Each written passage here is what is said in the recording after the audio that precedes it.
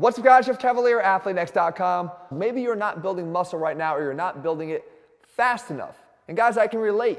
Where I was never the biggest guy in the gym, I will never be the biggest guy in the gym. I think I have the answers as to why you're not right now. And they actually, ironically, can all be dealt with and captured in one series of clips. You ready? Let's watch them together. Here is just a bench press. I'm going to perform it 3 different times, okay?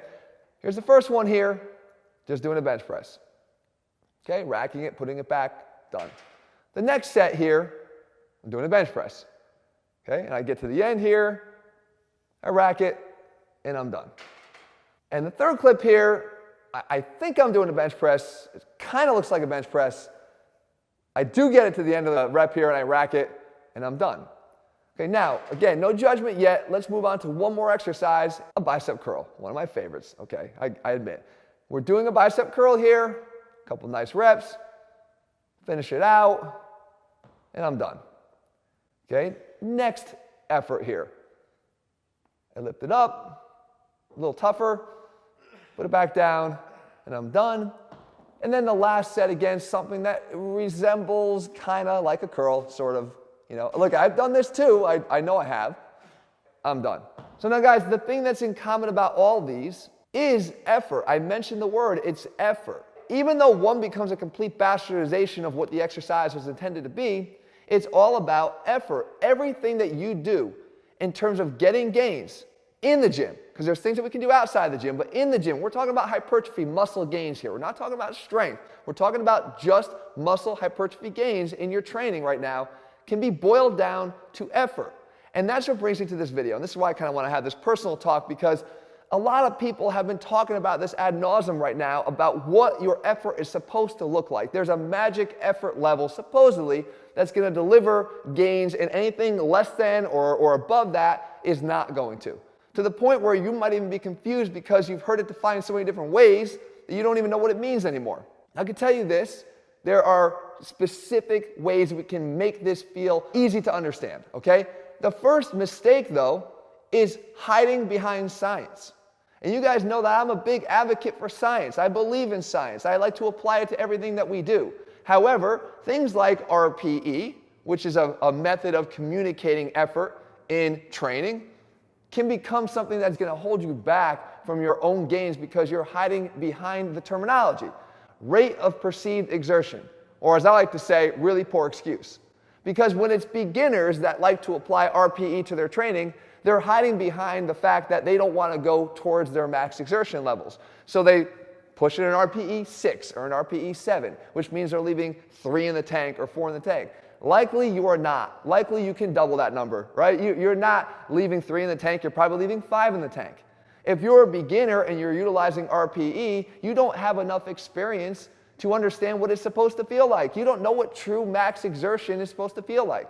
Now, I can appreciate the intent of RPE. I love it as a mechanism for advanced trainees to employ in their training because it provides that subjective variation that we bring to the gym with us on a day in and day out basis. Maybe we can't hit 90% of our 1 rep max every single time we go in or whenever it's programmed to do so. But on a given day, we can give our best effort. We can equalize those efforts by having a language that does it for us. An RPE 8 is an RPE 8.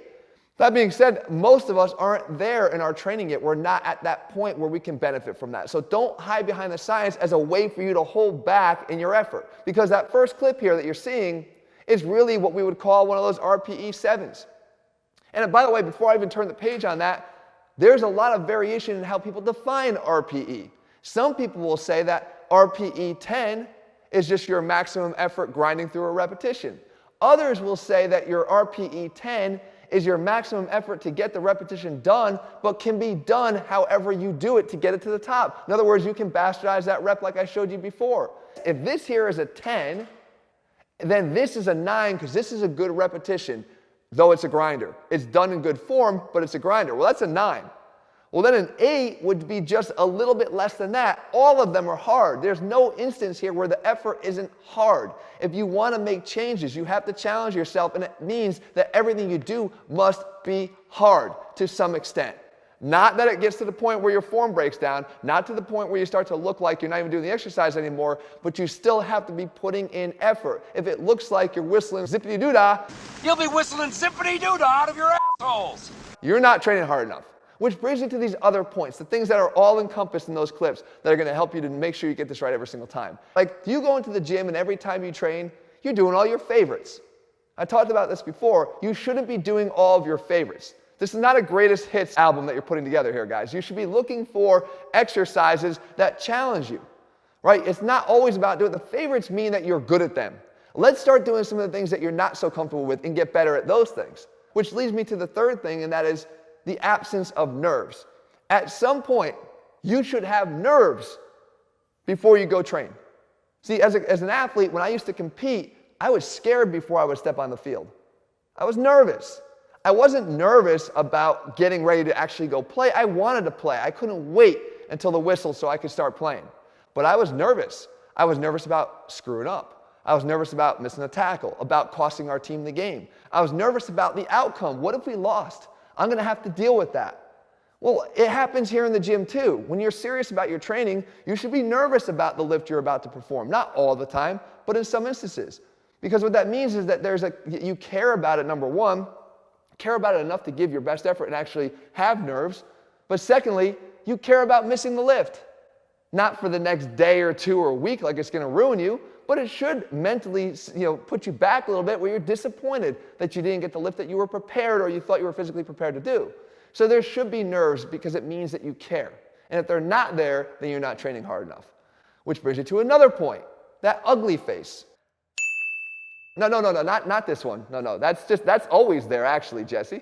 I'm talking about like this when you're training. Like, do you ever get that ugly face? If you don't, I don't care what you're doing. You're not training adequately enough with enough stimulus to create any type of muscle growth. Remember, we're talking about building muscle here, forcing new muscle growth. It's not something your body wants to do. It needs to be pushed. You got to get comfortable being uncomfortable, and along with being uncomfortable comes that uncomfortable looking face. Don't just make the face, make sure the effort's causing the face, but if you make that face because the effort's there, you know you're on the right track. It should never look like you're going for a walk in the park, okay? Or like Jesse here, just repping out bench press, rep after rep after rep. That's not how you should look. Which brings me to two more points here, and that is the actual effort within a set and then the effort within a workout.